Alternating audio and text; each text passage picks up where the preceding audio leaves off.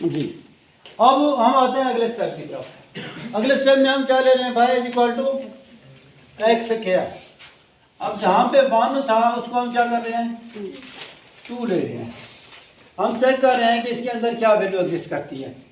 ठीक है, अब हम क्या करते जा रहे हैं, 2। अब ये जब हम वैल्यूज ले लेंगे 2 की, तो इसमें हमारे पास ये भी हमारे पास क्या हो जाएगा, ये सारी वैल्यूज क्या हो जाएंगी 2, और इसमें भी हमारे पास क्या आ जाएगी 2। अब कोएफिशिएंट हमारे वही हैं। अब हमने क्या लेना है, 2 के हिसाब से। तो 2 के हिसाब से आप बताएंगे क्या सीक्वेंस बनती है। तो ये आप लोग निकाल के दिखाएं मुझे कि इसके अंदर हमारे पास जो कोएफिशिएंट है वो क्या बनते हैं। ठीक है, क्योंकि मेरे पास जो स्कीम है वो है पैरामीट्रिक फॉर्म में, तो उसके अंदर थोड़ा सा एक सीक्वेंस और तरह से बन रही है ना, तो लिहाजा आप उसमें निकाल के दिखाएं कि हमारे पास जो अगर हम ले रहे हैं, ये हमारे पास क्या हो जाएगा, 5 का जो हमारे पास स्क्वायर है वो क्या हो जाएगा 25 को आपने मल्टीप्लाई करना है किसी के बाद, और फिर आपने इनको सिंप्लीफाई करना है। तो आप इसको सिंप्लीफाई करते जाएं और मुझे बताते जाएं एक एक करके, ताकि मैं उसको लिखता जाऊं, फिर सीक्वेंस बन जाएगी तो फिर लिखना और आसान हो जाएगा। कुछ चीज़ें बंदा सीक्वेंस को देखते हुए भी लिख सकता है।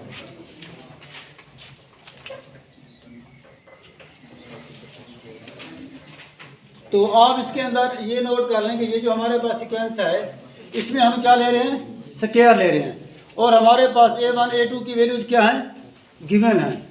और मैं ऐसा करता हूँ कि जहाँ पे एक स्कीम भी लिख देता हूँ, ताकि स्पैनिंग सेट के साथ एक स्कीम भी गिवन हो। ठीक है, स्कीम हमारे पास क्या है जी,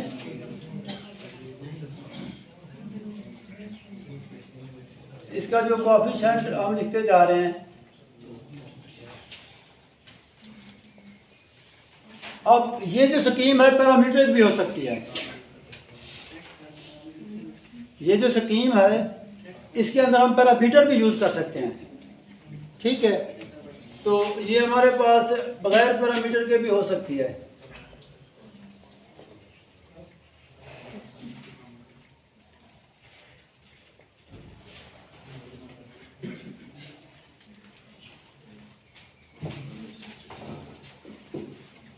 i+2 के, तो ये हमारे पास क्या है जी, एक आड रूल है और एक हमारे पास क्या है जी, इवन रूल है। ठीक है, तो इसमें हमारे पास क्या है जी, a1fi-1 के प्लस क्या हो जाएगा a2fi के प्लस हमारे पास क्या हो जाएगा a3fi+1 के, और लास्ट वाला हमारा क्या होगा a4 होगा। और ये जो कोएफिशिएंट हैं ये हमारे क्या हैं, डिफाइन हैं। तो इसमें हम कोई भी स्कीम ले सकते हैं और उससे हम क्या कर सकते हैं, स्पैनिंग सेट हम यूज़ कर सकते हैं। और एक और चीज़ है कि मिसाल के तौर पे अगर हम इसी स्पैनिंग सेट में ये जो हमारे पास स्कीम है, हम अगर स्कीम थोड़ी सी चेंज कर लें, 3 पॉइंट ले लें 4 पॉइंट के बजाय, चलिए पहले इसको कर लेते हैं, फिर हम स्कीम जो है वो चेंज कर लेते हैं। ये हमारे पास स्कीम है, हम ऐसा करते हैं कि हम क्या ले लेते हैं, 3 पॉइंट स्कीम ले लेते हैं, जो सदीकी की स्कीम थी, उसका जो अप्रॉक्सीमेशन आर्डर है हम वो फाइंड कर लेते हैं। ऐसे है ना, हम ऐसा करते हैं कि हम हसन की स्कीम ले लेते हैं, उसका फाइंड कर देते हैं। तो इसमें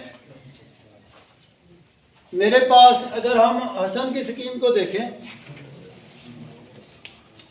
तो उसका थोड़ा सा मैं वो कर लेता हूँ, जो हसन एट आल ने स्कीम इंट्रोड्यूस करवाई थी। ठीक है, पहले हम ये वाली स्कीम कर लेते हैं, फिर हम क्या करते हैं, कोई छोटी स्कीम ले लेते हैं। ठीक है, छोटी स्कीम भी ली जा सकती है ना। हमारे पास हम कहते हैं कि हमारे पास क्या है, जिस हसन की स्कीम है, हसन की स्कीम हमारे पास क्या थी, f2i+1 k+1। उन्होंने जो स्कीम इंट्रोड्यूस की थी वो हमारे पास क्या थी जी, वो थी 5/16 fi-1 k plus 10/16 FIK plus 1/16 FI plus 1K। एक रूल था, फिर हम इसके साथ क्या ले लेते हैं, आर रूल ले लेते हैं। आर रूल हमारे पास क्या था जी, वो हमारे पास इसकी सिमेट्री होगी 1/16, ठीक है, FI माइनस 1K प्लस क्या है जी 10/16 FIK प्लस हमारे पास क्या है जी 5/16 FI प्लस 1K, ठीक है। अब मैं ऐसा करता हूं कि आप इसको सॉल्व करके मुझे दिखाएं कि इसके अंदर क्या कोएफिशिएंट बन रहे हैं, और मैं आपको जो हसन की स्कीम है उसका अप्रॉक्सीमेशन आर्डर फाइंड करके देता हूं कि उसके अंदर जो हमारा अप्रॉक्सीमेशन आर्डर है वो क्या है, ठीक है। तो उसके अंदर फिर हम क्या करते हैं कि कोई पैरामीट्रिक स्कीम भी ले लेते हैं कि उसका अप्रॉक्सीमेशन आर्डर क्या है। अगर लाइट आ जाती है तो फिर हम कंप्यूटर की मदद से भी आपको दिखा सकते हैं कि अगर यही चीज़ हमने कंप्यूटर से फाइंड करनी हो बजाय हाथ से फाइंड करने के, ये जो डिफरेंसेस हम फाइंड कर रहे हैं तो वो एक्यूरेट भी देगा और एग्जैक्ट और एक्यूरेट और जो उसके टाइमिंग होगी वो भी बहुत कम होगी। वहाँ पे आप इंटर प्रेस करेंगे आपके पास पूरी की पूरी सीक्वेंस आ जाएगी ना। और यहाँ पे हमारे पास क्या होता है कि एक एक स्टेप को हमें करना पड़ता है ना। अब सर ये स्कीम कौन सी है? ये जो हमारे पास स्कीम है, ये जो पहले वाली स्कीम है ये और स्कीम थी, ये बेसिकली मैंने खुद स्कीम बनाई थी और उसको एनालाइज किया था जब मैं एमफिल कर रहा था, ठीक है। उसके अंदर फिर पैरामीटर एडजस्ट किया था। सर हम तो स्कीम को कैसे स्कीम मान सकते हैं? ये स्कीम है तो इससे पहले बेटा आपको काफ़ी सारे लेक्चर पढ़ाए हैं, उसकी नेसेसरी कंडीशन बताई हैं, सफिशेंट बताई हैं, उसको जो कोएफिशिएंट है वो क्या है। बाकी आप अगर माने या ना माने, आपके मानने या ना मानने से कोई फ़र्क नहीं पड़ता।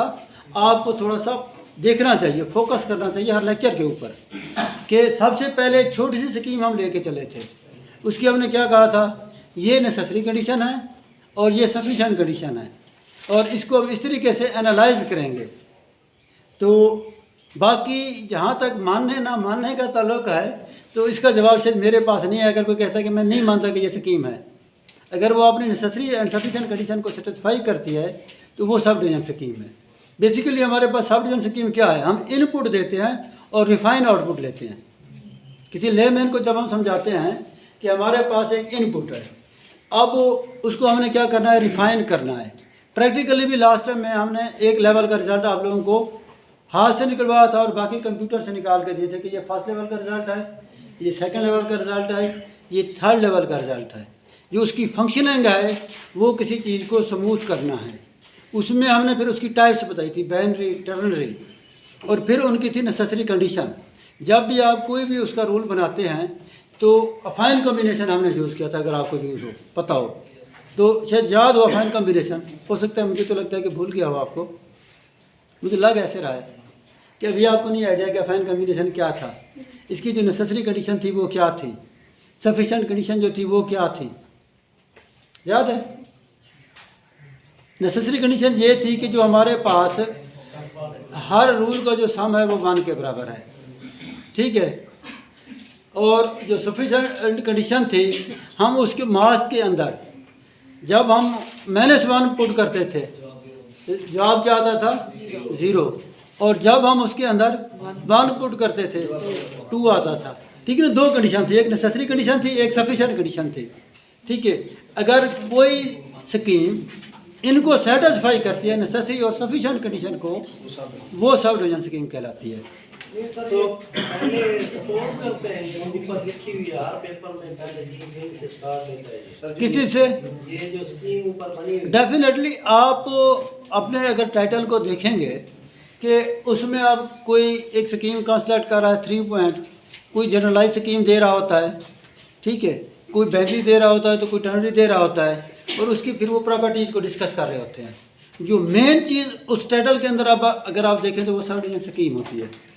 बाद में उसकी प्रॉपर्टीज़ तो बाद में आती है ना, कि ये बाइनरी है, ये इंटरपोलेटिंग है, ये अप्रॉक्सीमेटिंग है। नहीं, मैं ये कह रहा हूँ ये सपोज करते हैं या कैलकुलेट करते हैं, क्या है इसमें? साहब सपोज तो नहीं है, ये तो कैलकुलेशन है, ये तो एल्गोरिथम है बेसिकली।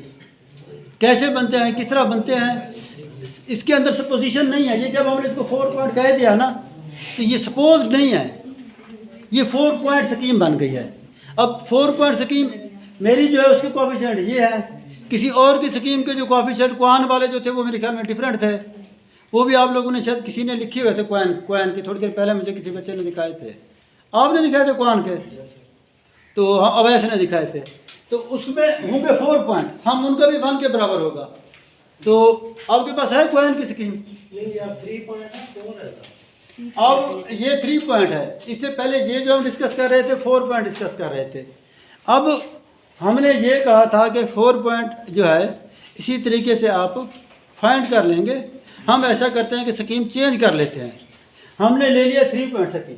बाकी ये जो हमारे पास रूल है ये तो जनरल रूल है ना। एक दफ़ा हम 1 के लिए चेक करेंगे, फिर 2 के लिए, फिर 3 के लिए, देखते जाएंगे कि कब तक वो हमें एक सेटिस्फाई करती जाती है पॉलिनॉमियल को। जब तक वो सेटिस्फाई करती जाएगी हम फाइंड करते जाएंगे। जब सेटिस्फाई नहीं करेगी तो हम कहेंगे कि इसका जो प्रेसिजन सेट है वो ये है, और फिर हमने अप्रॉक्सीमेशन और प्रेसिजन सेट का एक रिजल्ट देना होता है। ठीक है, बेसिकली ये होता है कि जो प्रेसिजन सेट है, ठीक है, वो अप्रॉक्सीमेशन आर्डर, जिस तरह हम कॉन्टिन्यूटी कहते हैं ना, कॉन्टिन्यूटी और आर्डर का एक रेफरेंस वो फाइंड करते हैं, रिलेशन फाइंड करते हैं कि ये पॉलिनॉमियल है। पॉलिनॉमियल इक्वेशन की जो कॉन्टिन्यूटी है, जो आर्डर है, वो क्या होता है, उनके आपस में कोई रिलेशन होता है? या सॉरी, आर्डर और डिग्री का जो रिलेशन लास्ट टाइम हमने डिस्कस किया था, आर्डर और डिग्री। हमने कहा था कि पॉलिनॉमियल इक्वेशन में आर्डर डिग्री से एक ज़्यादा होता है, आर्डर डिग्री से एक ज़्यादा होता है, ठीक है ना, पॉलिनॉमियल इक्वेशन में। तो इसमें हमारे पास जो अप्रॉक्सीमेशन आर्डर है वो प्रेसिजन सेट से, अगर उसका क्यूबिक प्रेसिजन आ रहा है तो उसका जो अप्रॉक्सीमेशन आर्डर होगा वो क्या होगा, 4 होगा। ठीक है, तो पहले हम इस सेट से क्या करते हैं, सेपेनिक सेट से हम क्यूबिक प्रेसिजन लेते हैं उसकी, यानी कि जो प्रेसिजन है, ये जो स्कीम है इसकी बेसिकली जो प्रेसिजन है वो क्या है, क्यूबिक है। क्यूबिक मीन हम उसकी कितनी वैल्यू लेंगे, y की, ठीक है, तो उसको हम सेटिस्फाई करते जाते हैं। और इसी तरह अगर हमारे पास हम 3 पॉइंट की बात कर रहे हैं तो इसकी जो प्रेसिजन है वो क्या होगी, क्वाड्रेटिक होगी। क्वाड्रेटिक प्रेसिजन होगी तो इसका जो अप्रॉक्सीमेशन आर्डर होगा वो क्या होगा, क्यूबिक, इसकी क्वाड्रेटिक है ना, एक होता है क्वार्टिक, एक होता है क्वाड्रेटिक। क्वाड्रेटिक का क्या मतलब होता है, 2 क्वाड का मतलब क्या होता है, 2, 4 ठीक है ना। एक होता है क्वार्टरनरी, ठीक है ना। एक हमारे पास क्या है, क्वाड्रेटिक है, क्वाड्रेटिक इक्वेशन जो आप पढ़ते हैं ना। तो बेसिकली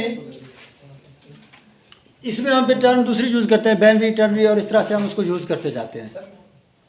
तो जी आप कुछ पूछना चाह रहे थे? सर जो इसका सुखे पहले बांध दिया था और उसके बाद सुखेया लिया है सर, ये सर स्कीम के लिहाज से लेते हैं, ये क्यूबिक ये बेसिकली हम उसकी प्रेसिजन सेट कर रहे हैं, चेक कर रहे हैं। पहले हमने फर्स्ट पॉइंट के लिए चेक की, 1 के लिए, y को 1 के बराबर रखा, ठीक है ना। 1 के लिए वो सेटिस्फाइड हो गई, हम कहते हैं कि ये क्या है, लीनियर है। फिर इसको हमने चेक किया है 2 के लिए, 2 के लिए अगर ये सेटिस्फाई करेगी, सेकंड थर्ड ऑर्डर इसका डिफरेंस क्या आना चाहिए, 0, और सेकंड ऑर्डर डिफरेंस क्या आना चाहिए, सेकंड ऑर्डर जो डिफरेंस है वो क्या आना चाहिए, कांस्टेंट आना चाहिए, ठीक है ना। थर्ड 0 आना चाहिए, सेकंड क्या आना चाहिए, कांस्टेंट, सेकंड के लिए।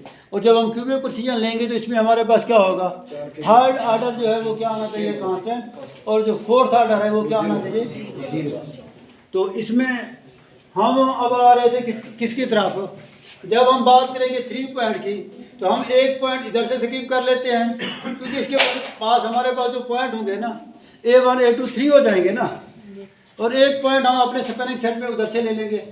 मिसाल के तौर पे मैं कहता हूँ 3 पॉइंट को मैं डिस्कस कर रहा हूँ, तो ये हम वो कर लेंगे, फिर इनके जो कोएफिशिएंट है A1 A2 A3 बन जाएंगे, ऐसे है ना। ये हमारे पास क्या बन जाएगा, A1, और ये क्या बन जाएगा, और ये क्या बन जाएगा, A3, ठीक है। अच्छा जी, A2 A3 इस तरह हो गया ना।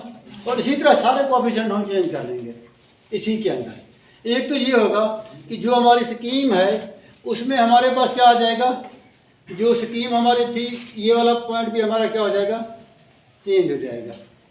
ऐसे है ना, जो उसकी सीरीज हमारे पास बन रही थी या सीक्वेंस बन रही थी उसकी जो लेंथ है वो कम हो जाएगी ना, एक पॉइंट कम हो गया है ना।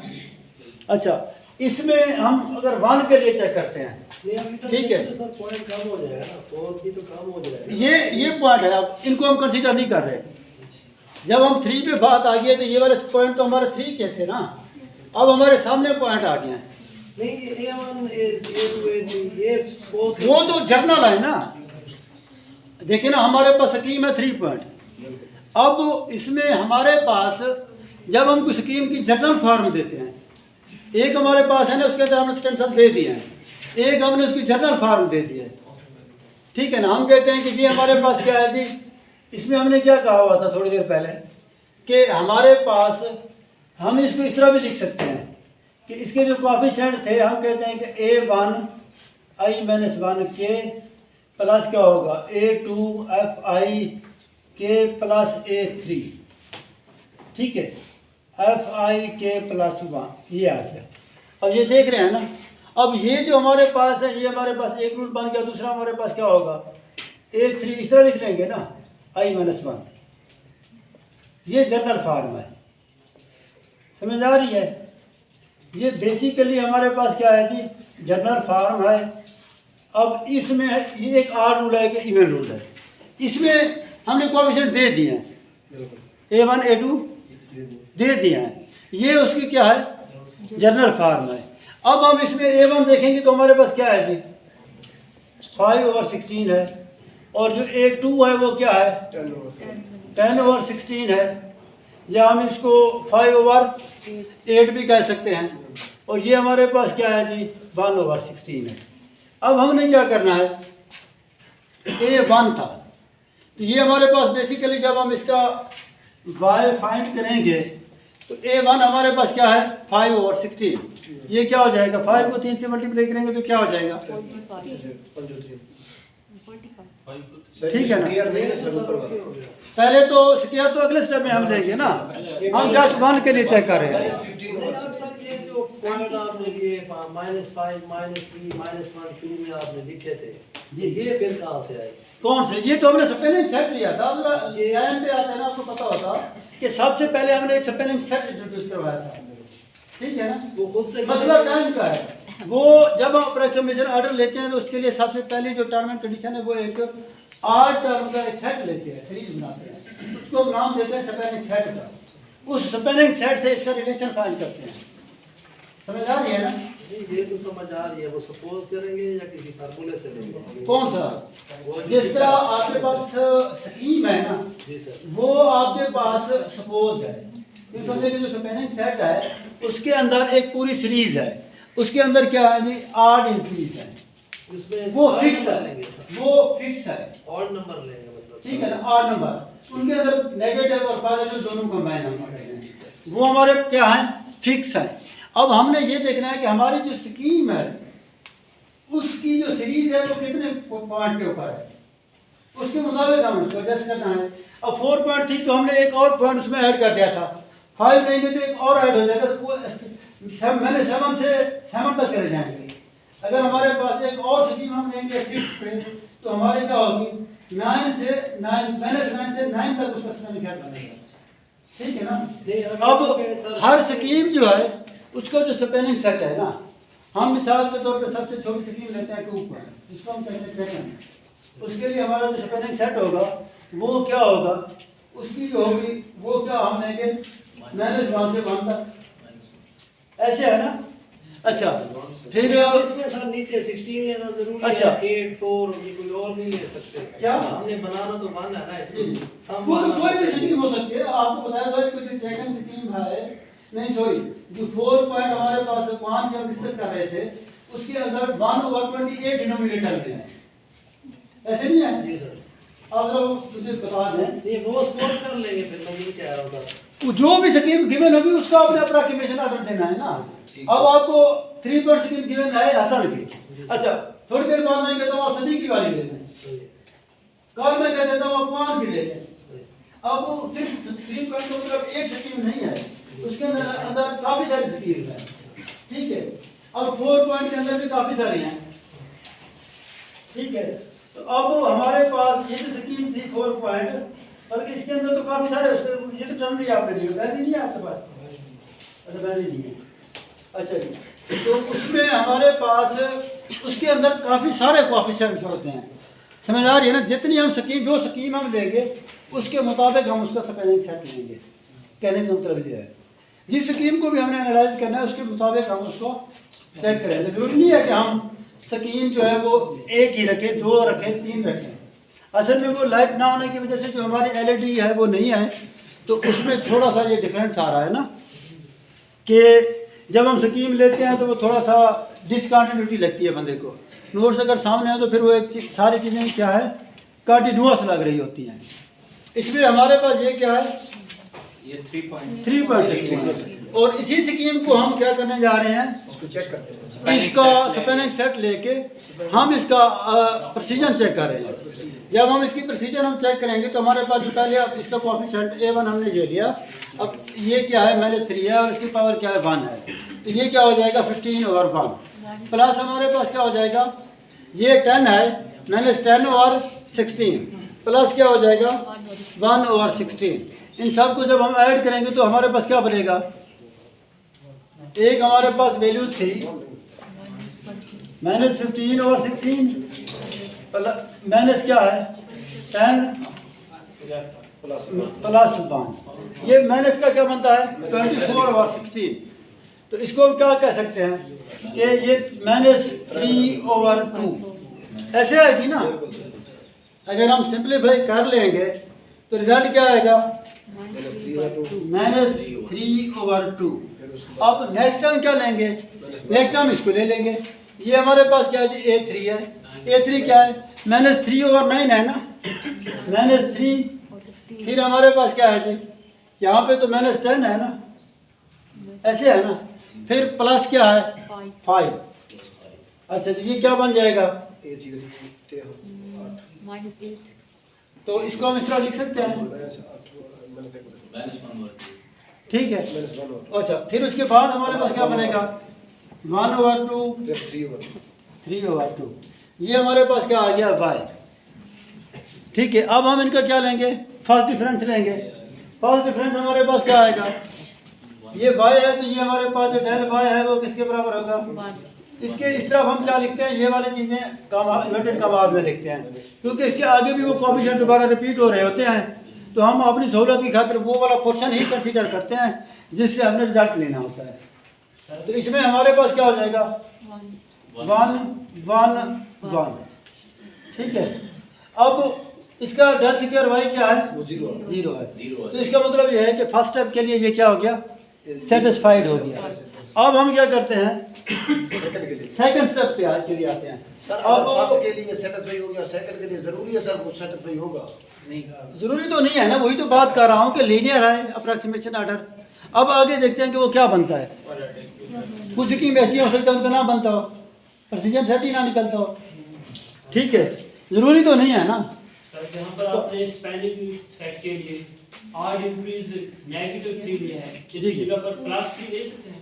कहाँ पे आपके पास जो सीरीज है नेगेटिव ले रहे हैं फिर पॉजिटिव ले रहे हैं सीक्वेंस के साथ, ठीक है ना। हमारे जो स्पेलिंग सेट है लास्ट टाइम हमने लिखा था -5 -3 -1 1 3 5। अब उसके अंदर एंट्रीज आप चेंज नहीं कर सकते, उसको सीक्वेंस से लेना पड़ेगा। अब -7 से सीरीज शुरू कर सकते हैं, -9 से 9 तक शुरू कर सकते हैं, -11 से 11 तक कर सकते हैं। अब ये नहीं कह सकते कि जहाँ पे पहले वाली एंट्री आपकी -11 है तो आप उसको 11 कर दें, फिर तो आपकी पूरी सीक्वेंस ही डिस्टर्ब हो जाएगी ना, वो फिर वो एक कंटिन्यूअस सीक्वेंस नहीं बनेगी ना, ठीक है। तो अब हम आते हैं 2 के लिए। 2 हम और जब हम इसका लेंगे तो हमारे पास क्या रिजल्ट आएगा, ठीक है। अब 9 है, 9 को 5 से मल्टीप्लाई करेंगे तो क्या आएगा 45/16। हम कहते हैं कि ये हमारे पास क्या है जी 45/16। अच्छा जी, नेक्स्ट हमारे पास क्या बनेगा, प्लस आएगा ना, प्लस हमारे पास क्या आ जाएगा 10/16 प्लस 1/16। इनको जब हम ऐड करते हैं तो ये हमारे पास क्या बनता है 56/16। 7 ठीक है। अच्छा जी, अब हम क्या कहते हैं 7/2। ठीक है, हमारे पास ये वाली वैल्यू क्या आ गई है 2। अब हम नेक्स्ट वैल्यू चेक करते हैं। ठीक है ना, ये जो रिजल्ट था ये हमारे क्या बनेगी ये 9 है सर। ये तो हमारे पास 9 है 9/16 है। 9/16 है 9/16 -1 का मान आ जाएगा 10/16। तो ये हमारे पास क्या बन जाएगा। 19/25। ठीक है ना, 3/2 बनेगा। तो नेक्स्ट जो है हमारे पास वो क्या बनेगा। ठीक है ना, अब हम नेक्स्ट में हम जाते हैं। नेक्स्ट में हमारी क्या हो जाती है शिफ्टिंग हो जाती है ना। ये देख रहे हैं ना, यहाँ पे जो A1 था हमारा A1 A3 तक हम जाएंगे, यूँ समझेंगे। एक हमने इधर कर लिया, ठीक है, इसको हम A1 कंसीडर करेंगे। ठीक है, और ये हमारे पास क्या होगा A2 और A3। अब बताएंगे क्या बनता है 5/16 ठीक है ना, 5/16 प्लस 10/16 9/16। 9/16। ठीक है, 3/16 3 ओवर क्या आ जाएगा 2। ठीक है ना, इसी तरह जब हम दूसरी वैल्यू लेंगे तो वो हमारे पास क्या आ जाएगी 7/2 आ जाएंगे। इनका हम क्या लेंगे, ये हमारे पास क्या है जी y है। फिर हम क्या लेंगे डेल y लेंगे। डेल y हमारे पास किस चीज़ के बराबर होगा -2 -2 क्या बन जाएगी -2 फिर 0 -2 फिर क्या आ जाएगी 0 फिर फिर 2। ऐसे है ना। जी सर। फिर डेल स्क्वायर y हम लेंगे, वो क्या आएगा अब ये 2 और 2। ठीक है ना, और डेल 3y हमारे पास क्या है 0। अब जब हम अगली स्टेज पे जाएंगे, अगर हम इस पे गौर करें तो हमारे पास क्या आ जाएगी, हमारी जो सीक्वेंस है वो और शार्ट हो जाएगी। अगर हम 3 लेते हैं ना वैल्यू, तो अब हमने कहाँ से कहाँ तक लेके जाना था -3 से 3 तक। यूँ समझे ये तो हमारी इसी में ही कंप्लीट हो गई ना। ठीक है ना, लिहाजा जो हमारा स्पेनिंग सेट था इसके आगे एग्जिस्ट ही नहीं कर रहा। जब आगे स्पेनिंग सेट एग्जिस्ट नहीं करता तो हमारी जो असल की स्कीम है वो क्या है, उसकी जो प्रोसीजन है वो क्या है 2 है। यानी कि हम क्या कहते हैं क्वाड्रेटिक प्रोसीजन। समझ आ रही है ना। अगर हम इसमें क्या करते हैं एक स्टेप आगे लेके जाते हैं ना, तो यहाँ पे हम इसको स्किप करेंगे तो उसकी जो इधर से सीक्वेंस है वो आगे निकल जाएगी ना। ऐसे है ना, क्योंकि वो अब शिफ्टिंग कर रहे होते हैं ना एक स्टेप की, तो नेक्स्ट शिफ्टिंग पे ये क्या हो जाएगी कि गिवन सीक्वेंस से बैक चली जाएगी। जब वो हमारी बैक चली जाएगी तो वो हम उसको उस तरीके से डिस्कस नहीं कर सकते।